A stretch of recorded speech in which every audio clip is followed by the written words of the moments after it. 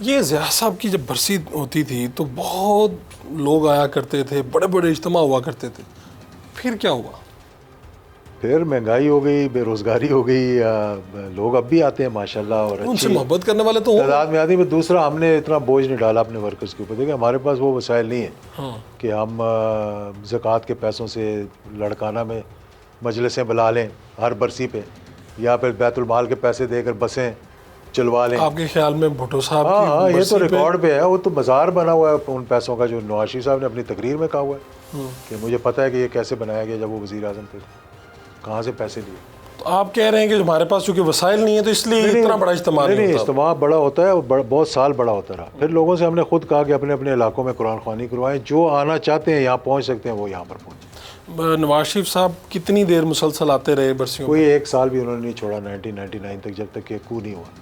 उससे एक महीना पहले भी वो वहाँ थे मौजूद, आते थे? 89 से लेकर 99 तक। आपने नवाज शरीफ साहब से कभी साथ जाते हैं, कभी पीछे हो जाते हैं, फासले आ जाते हैं, क्या मसला क्या है इस मोहब्बत में इतनी दरारें ये क्यों? हर पॉलिटिकल लीडर के अंदर होता है, जिसके अंदर क्या क्या लफ्ज़ इस्तेमाल करूँ कर दें आज कोई लफ्ज़ तो इस्तेमाल कर। कॉन्फिडेंस की बात होती ना। अच्छा, एक शख्स होता है जिस पे कॉन्फिडेंस होता है, वो कहता है यार अगर कोई अच्छे लोग जिनके पॉलिटिकल सपोर्ट है, जिनका बैकग्राउंड है, अगर मेरे साथ चलेंगे मेरा वजन बढ़ेगा।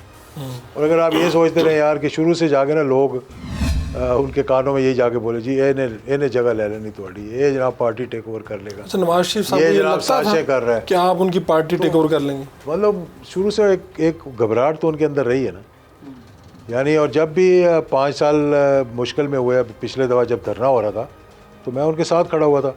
मुझे बहुत से मेरे दोस्त जो कि इस्टेब्लिशमेंट के अंदर थे, मुझे उन्होंने कहा आकर के जी you are on the other side of the divide.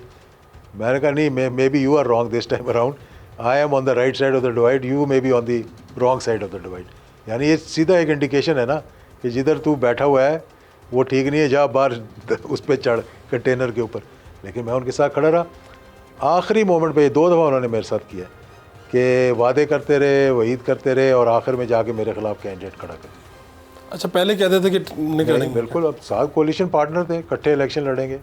Shahbaz शरीफ साहब प्राइम मिनिस्टर हैं, पूछ लें उनसे जाके।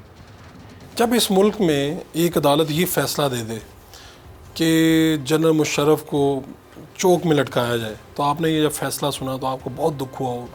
नहीं, मुझे तो दुख हुआ नहीं था, मुझे पता था कि कुछ भी नहीं होगा। आपको पता था कि ये होना मुमकिन नहीं है, नहीं, मुमकिन है, लेकिन वैसे आपको बुरा लगा कि अदालत ने क्या फैसला दिया? देखिए वो अदालत ने भी बस जिस वजह से फ़ैसला दिया मुझे उसका नहीं पता, ना ही मैं अदालतों के बारे में कुछ कहना चाहता हूँ। जिस तरीके से उन्होंने वो बात की थी वो अच्छी वो नहीं जेब नहीं देती थी।